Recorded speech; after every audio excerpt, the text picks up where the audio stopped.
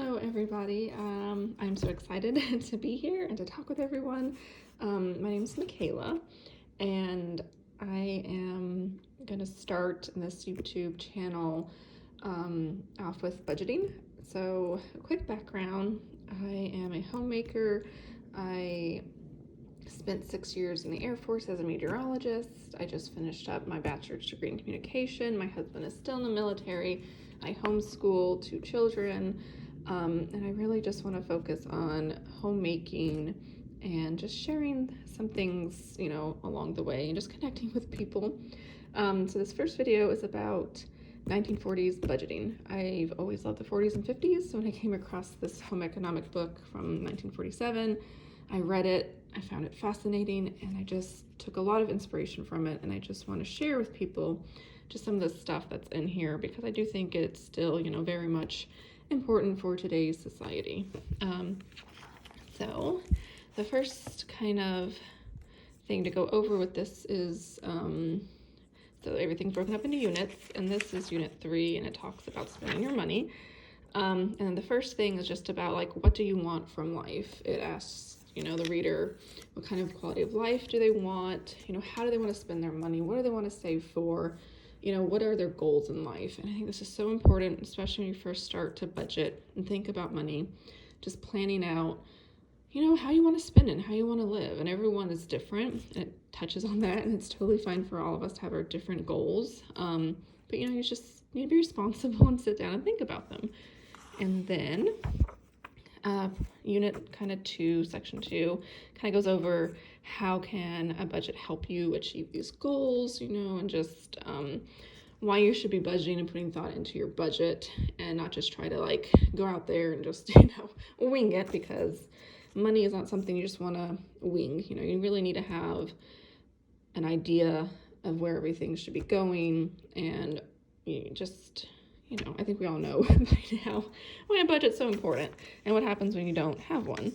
And so next, I'm going to show you guys this. So this is really pretty fascinating about ways to help set up your budget. Again, this is for high schoolers, so the things that they're talking about planning for, like clothes and accessories and things, savings, clubs, and gifts, are going to be based off of what a high school student in 1947 would need and the amount of the cost of all of that. But it's still really good as an adult to look at and think of, this is what I'm going to be needing for this month or this year or in order to achieve my goals. So it's just a good little overview.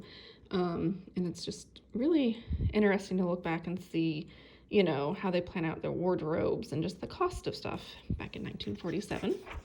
And then, this is really good because it's going to talk about methods of managing family finances.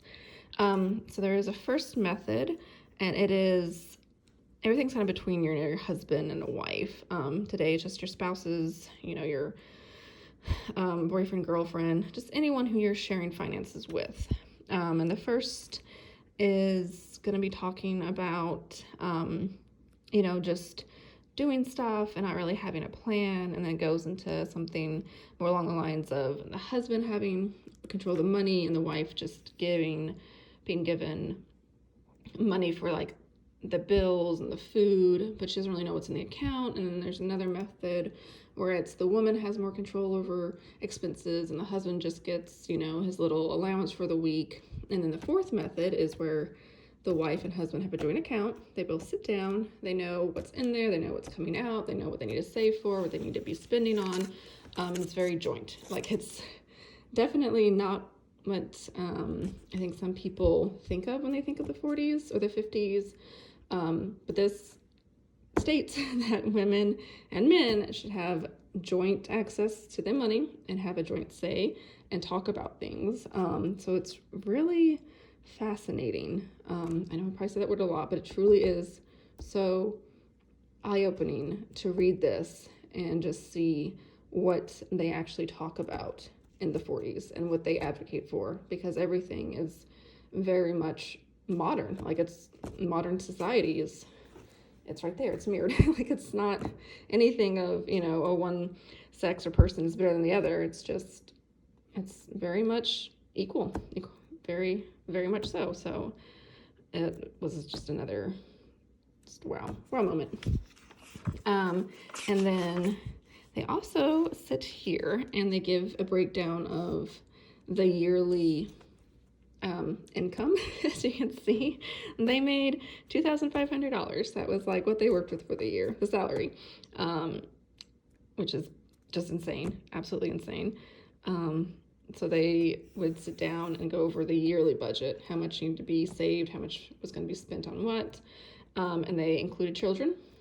When children were old enough, they would sit down and talk about budgets too. Money was talked about pretty openly and freely amongst family members. They encouraged it. And I know today a lot of people don't talk about money, especially to children. So that was really interesting to see. It kind of shocked me because like, oh wow, kids. Like I include my kids in finance talk. But it was done back then, you know. I thought I was being revolutionary. Nope, sure wasn't. So again, it just kind of shows a breakdown of the yearly expenses that the family would be planning. And then this last one I want to touch on is why to keep an expense account or expense tracker. And it just kind of gives an overview of how, you know, they might have tracked their spending, their expenses in order to make that yearly budget. My budget won't be based off of the year because I don't have anything to go off of. I am tracking it this year. That way I can maybe try to implement a yearly thing. But for now, it will just be month by month. But it was, again, really just cool to see this and, you know, just see how useful the yearly tracking, the daily tracking, you know, in order to just keep your finances as up to date as possible. Like it's so so cool that it was something that they, you know, did back then and advocated for, and yet somehow we lost this. So I will close that and kind of go over a little bit of how I'm doing things. I did kind of write out quickly my bills for the 1st of the month, the 15th of the month. So we are a military family. My husband gets paid on the 1st and 15th. It's a fixed income. I bring home money from the VA disability. So there isn't much wiggle room at all in terms of our actual income. So here's how much we spend on the 1st with our bills. And then this is the total for the 15th. Those are the fixed bills. And then this is a kind of a breakdown of what I want in each of our cash envelopes, some sinking funds goals, some savings goals for the end of the year, and then just some challenges and our debt. There's quite a bit more than that what's listed here, just the house. And the Kohl's is already down to like $100. I've been paying on that. So this was just where I kind of started at the beginning of the year, just to kind of get an idea of, you know, what I want to do, where we're starting, where we're going.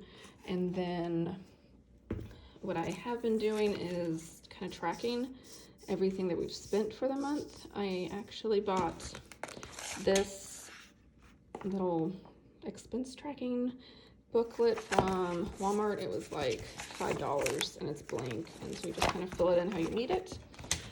I decided to just do the fronts of everything. That way I don't have to like worry about bleeding. So I have the date, the location, the category, the amount, payment, was it from our joint account, my account, cash, and then if it was planned, and everything's highlighted. And then once it's full, I write the totals up here. It makes it easier when I'm going back at the end of the month just to add up everything and just have to look up here. As you can see, I start a second page, and I'm just highlighting and writing down everything as we spend it. Hopefully I don't fill up a third page. But we did a lot of our spending at the beginning of the month, going to like Costco and buying things that we need throughout the month. That's kind of how I'm working on budgeting. And then savings, I bought Taylor Budget's, her savings challenge book. I just recently started, following her, and I really just adore her and her page, and I think she's wonderful. So I will link this below if anybody was interested in it, if they had seen it or they've never seen it. I'm really excited to start using. I have done one challenge. I'm just trying to figure out which ones I want to do for the year, because I think it's supposed to total up to $20,000 of savings for the year. I can't do that. We don't have that much left over after our bills. So I'm just going to pick a few for this year and a few for next year and just kind of go from there. But it is just a wonderful, wonderful little book, and the pages are super thick, and it's just kind of fun. And it's nice having the challenge right here. You don't have to print off anything. It's just there, you know, in one location, easy to find, easy to work with. And her motto, "Make your money enough," is one that I'm following as well this year. I love it. I think it's just simple and humbling and kind of gets you, get you to where you need to be, mindset wise. And then another tool I'm using is the Budget Mom. I think we all know her, love her. So I do track everything monthly, bill-wise on here. And then this is like my no spend tracker. It's kind of my first month going back to that. It's a little questionable right now. I've definitely made some purchases, but not as bad as in the past. So I do need to update this week. And here's just some sinking fund goals that I have. Gutters is the main one. They're going in next month, so I definitely need to finish saving for that. I have $1,000 right now, so I should be good. Fingers crossed. But yeah, so I use this. This is just her actual planner, not the budget by paycheck. It's just her daily planner, and it just helps kind of keep me on track for life in general. So another great tool if anybody uses it or is thinking of using it. I highly recommend, and I really do like. And then finally, I got this ledger from a thrift store for $7. And oh my gosh, I love it. I absolutely love it. Let me open it. It's kind of big and heavy, and my camera's on a wobbly stand, so I don't want to hit it. Okay, so you open this up, and it is old school. This first page is where I'm going to keep track of all of our income. It's going to be spread out throughout the year. Let's see if you can kind of see it a little bit better. And again, there's the Taylor Budget motto, "Make your money enough." Definitely trying. So here's my husband's pay, the 1st and 15th, my disability. There's a raise this year, so things did kind of go up, so that's good. I'm hoping I can just put all that into a savings account. And then I do some freelance photography for a makeup company. I may or may not still be doing it this year. I'm not really sure, but I just put it there in case. And this was just the total right there. Just ignore that. I did not get paid that much. It was just a random. Totally know that. I need to wipe that out. Okay, and then this is going to be, again, the full year. Oh my gosh, I'm so sorry, guys. Okay, so this will be the bills, my bill tracking. That way I can just see for the entire year what the bills were for February, March. And this is for the house. My mortgage payment, $1,600. And then this is the 15th, gas, electric, Discover card, debt, everything. And the pink is what I'm expecting the totals to be, just off of, what we were paying the past year. And then this will be what it actually was. And then down here I have our debts. Currently we owe $16,000 on my husband's truck, $10,000 on Discover card, $51,000 for Green Sky. This was windows and siding we had to put into our house because it would just we had inspection, wasn't the best. That would just be a different video, complain about that thing. And then our house, we owe $246,000.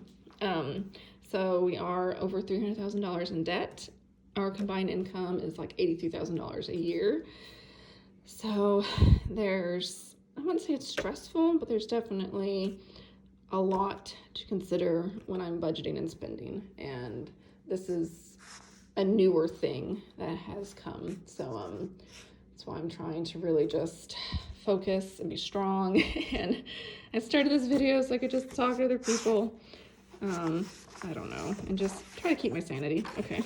And then I believe this is the last page. No, there's one more. Okay, so this is the savings, and the goal I have, to hopefully be saved up by the end of the year. If I don't make everything, I'm okay. And this is just what I'm hoping for. Emergency funds, school. My kids are homeschooled. I just paid for a yearly subscription for online stuff. So this is just like extra books and things. Clothing, Christmas, the gutters will be done in February. Vehicle maintenance, just joint account buffers. My husband's going to need uniforms this year. He's already been paid that money, so I need to transfer out to a savings account. Any challenges I want to be doing from Taylor budgets, I'll be writing on here so I can just see how much everything was and how much we saved. I also kind of want to track how much we spent on some of these items. That way I can have a better idea of what to save for next year as well. So I'm trying to figure out how to work that. So over here is going to be the spending. And this is the amount that I'm going to be pulling for like cash envelopes and everything. And then how much we actually spent throughout the month and year on our food, family, gas, household, eating out, impulse shopping. That's a big one. I really want to cut that almost to nothing. I want to plan more about what we're spending and buying. Our clothing, house updates, any hobbies, replacements, electronics, just everything that we could be spending money on, I want to put right here. So this will also help me plan for a yearly budget next year and kind of follow that 40's method a little more. But that is everything for this. I just wanted to show this because, it's kind of old-timey and it's just, I don't know. I was doing a lot of print-offs back in 2019 and 2020 when I was budgeting back then, and they were nice, but sometimes you can kind of get overwhelmed by, the cutesy things and I'm not trying to knock anyone who's creating those and selling them. They're really cute and beautiful and very useful. But I'm just trying to show different ways that you can also plan out your budget.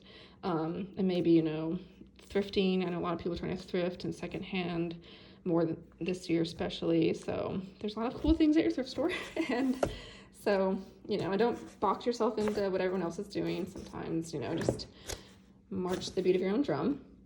But, oh yeah, sorry. How am I storing my cash envelopes? Okay, so I got this Filofax older kind of bindery thing from eBay a few years ago for like $10 or $15. And this is where I'm going to have my long-term saving envelopes. I need to update these. These envelopes were all free from the Budget Mom, like her newsletter. So I need to kind of go in and update some stuff and update this page. And then I have a newer Filofax, which is a zipper one. And this is where my monthly spending will be. Again, I need to update these envelopes from the Budget Mom. And I have already spent quite a bit of money this month, just from Costco and everything. It's not like we're over budget. It's just, we do a lot of the shopping for the month at the beginning, just to have everything, like what do we need for the house? What do we need for the kids, pets, and all that. So yep, there's that. I will be doing 1 to 2 videos a month more on my budget. So if that's something you're interested in, then I will definitely be sharing more of that. I'm also going to be sharing more of kind of like household and planning, and just a lot of what this book has to offer. Just taking care of your things, making wise choices as a consumer. How to maintain your home. Just all things homemaker is pretty much going to be happening over here. So thank you so much for whoever watched this. It's a lot longer than I thought it would be. So thank you. And I look forward to uploading more videos and just, creating a space for frugal homemaking. Even if you work, this is a space for everybody. But yes, I'll stop babbling. And I look forward to the next video and many more to come. So I hope you have a wonderful day, and I will see you all soon.